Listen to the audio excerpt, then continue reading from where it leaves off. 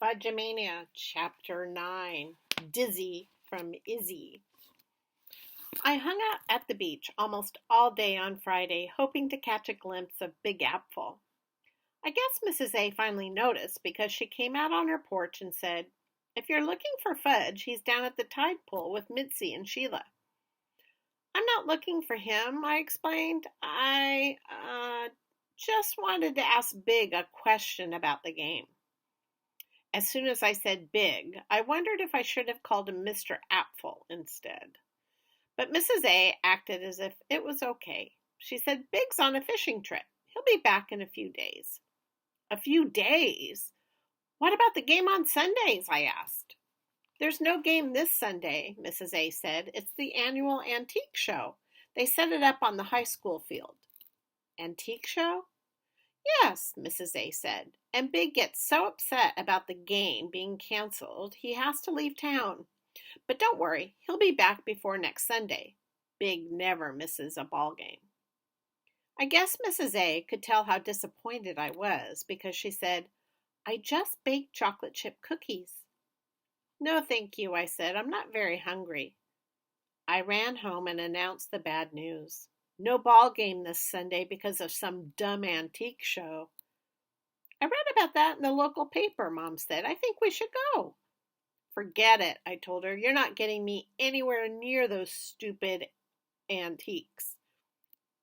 "It's good there's no game," Fudge said, "because I still don't have a Mitzi." He looked at Dad. "He's been begging for a Mitzi ever since Mitzi showed him hers 2 days ago." "Tomorrow afternoon," Dad told him. "Promise?" Fudge asked. "Promise," Dad said. When Mitzi came over the next morning, Fudge said, "I'm getting my Mitzi this afternoon." "That's nice," Mitzi said, but she was more interested in the book she was carrying than in Fudge's baseball glove. "Did you know I can read?" she asked. "So can I," Fudge said. Mitzi held up her book and pointed to the title. "What does it say?" "I can't read everything," Fudge said. "I can read Hop on Pop and dinosaur books." I don't know if he can really read Hop on Pop or if he's memorized it, but it's true that he knows all the words. "The name of this book is Tell Me a Mitzi," she said, smiling. "Is it, Pete?" Fudge asked. "That's what it says," I told him. Fudge looked surprised. Mitzi opened the book, and it's all about me and my brother, Jacob. "You don't have a baby brother," Fudge said. "I do so, and his name is Jacob." "Where is he?" "In Boston with Mommy and Daddy. He's not old enough to visit Grandma and Big by himself. He can't even talk, and he makes poop in his diaper." "So does Tootsie," Fudge said. "I hold my nose when Jacob gets changed," Mitzi said. "I hold my nose when Tootsie gets changed," Fudge said. "One time Jacob got into his diaper and played with his poop," Mitzi said. "Oh, it was so bad." "This conversation is getting pretty bad," I told them. They looked at each other and laughed. "Let me see that book," Fudge said. Mitzi handed it to him and he flipped through the pages. "How come it's about you?" "Because I'm special," Mitzi said. That afternoon, I went to town with Dad and Fudge. The sports store had only one baseball glove small enough to fit him, but he didn't mind. "Now I have my own Mitzi," he told the clerk. "Yes," the clerk said, "I guess you do. And if you put a few drops of oil on it every day, you'll make it nice and soft." "A few drops of oil," Fudge repeated as we left the store. He was wearing his glove and kept punching his fist into it the way Mitzi had with hers. When Dad told us he had to stop off at Sawyer's Market, Fudge asked if he could go to the library. "Sure," Dad said. The library is next door to Sawyer's. From the outside, it looks like a little house. There are pots of flowers on the steps and even a screen door. But inside, it's like a regular library. I left Fudge in the children's room and headed for the sports section. There were a lot of books about baseball. I was browsing through one that looked interesting when Fudge tugged at my shirt. I can't find it, he said. Find what? The book I want. I figured he was looking for something like your favorite Brontosaurus or the last Tyrannosaurus Rex. So I said, go ask the librarian. You come too. I'm busy. Please, Pete, this is important. Oh, all right. I walked him to the checkout desk. The regular librarian wasn't there. Instead, there was a girl, maybe 16 or 17. She wore a pin on her shirt that said library assistant. She was reading a book. It must have been really good because she didn't even notice we were standing in front of her until Fudge spoke. Do you have Tell Me a Fudge? He asked. I almost fell through the floor. Pardon? The girl said, looking up at us. Her eyes were deep, dark brown, like the best chocolate. Tell Me a Fudge, he repeated. That's the book I want. It doesn't sound familiar, she said. It could be Tell Me a Farley, Fudge said. I coughed twice, but she didn't glance my way. Did you look it up in the card catalog? She asked Fudge. No, Fudge said. Well, let's give it a try. Our computer's down today. She marked her place in the book she was reading. When she closed it, I tried to read the title upside down. I think it was called Beginner's Love, but I'm not sure. Fudge followed her to the card catalog, and I followed Fudge. What's your name? He asked. Isabel, she said, but my friends call me Izzy. Izzy, he said. I like that. What's yours? She asked. Farley, he said, but my friends call me Fudge. Oh, Isabel said, what an interesting name. She thumbed through the cards in the tea drawer. We have Tell Me a Mitzi and Tell Me a Trudy, but I don't see Tell Me a Fudge or Tell Me a Farley. It has to be there, Fudge said. Isabel went through the cards again. No, I'm sorry. Fudge scrunched up his face and his breath came fast. Oh, no, I thought. He wouldn't. Not here, not now. But I was wrong. It's not fair, he cried, throwing himself on the floor. Then he kicked and he banged his fists and he screamed, It's not fair! Isabel looked at me. I wanted to disappear. Lucky for us, there were only a few other people in the library. One woman came over to see what was happening, but she wasn't impressed. She shook her head, then went back to the stacks where she'd been browsing. A man stuck his head out of a reading room and called, Quiet, please. This is the library.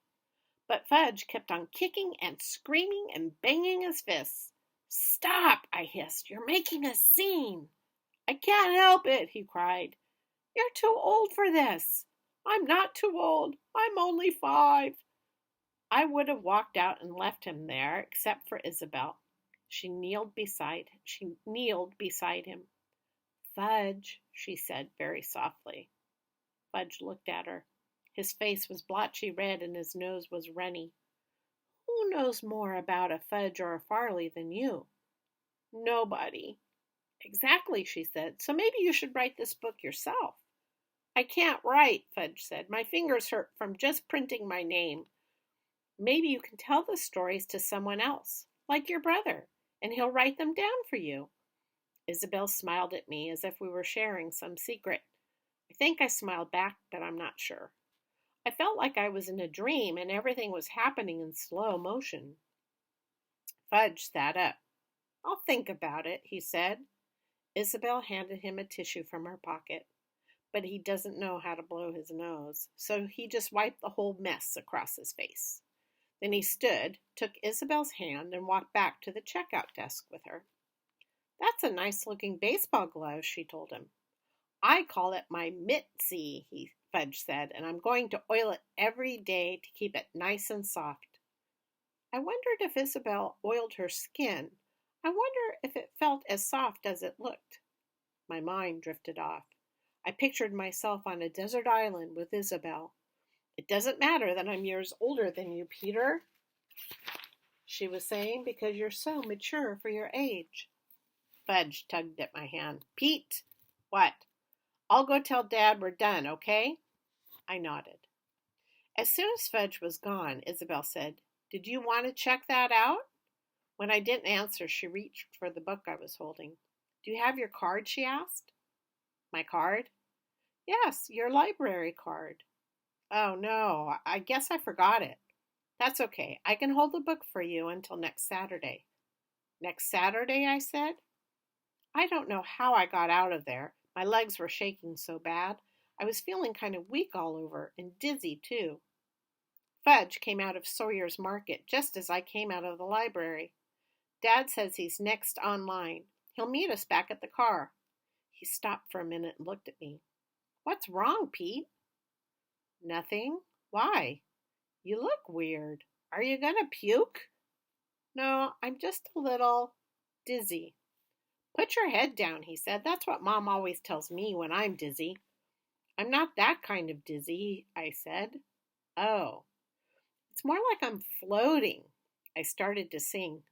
Who can explain it? Who can tell you why? That night, when I got into bed, I stared into my Kruskin's crystal and repeated Isabel's name over and over. I didn't care that her friends called her Izzy. To me, she'd always be Isabel. A beautiful name, a name that really fits her. If I were the amazing Kruskin, I'd be able to plan all my dreams. I'd probably be able to transfer thoughts from my head into Isabel's and make her dream about me. I closed my eyes and concentrated. Isabel, Isabel. But then Fudge came racing into my room. He took a flying leap and landed on my bed. I hid my Kruskin's crystal under my pillow where he couldn't get his hands on it. "I'm ready to start my book," he announced. "I'll say it, and you write it down." "Why don't you wait till tomorrow? Then your babysitter can write it down for you." "I can't wait, Pete." "Why not?" "Who can explain it? Who can tell you why?" He laughed as he handed me a paper and a pencil. There was no way he was going to give up. The sooner I started writing, the sooner I'd be able to get back to Isabel. So I took the pencil and said, "Okay, let's go." "Tell me of Fudge," he said, by Farley Drexel Hatcher. Chapter 1. How Turtle Got His Name. He waited while I wrote that down.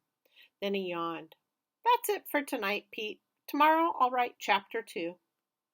"I can hardly wait," I told him. He got into his own bed, and 2 seconds later he was out cold. I took my Kruskin's crystal from under my pillow and held it tightly. "Isabel, Isabel, tell me an Isabel." I had a dream that night, but it wasn't about Isabel. It was about Sheila Tubman. I woke up feeling really disappointed. Chapter 9. Fudge-a-Mania. Tomorrow, Chapter 10.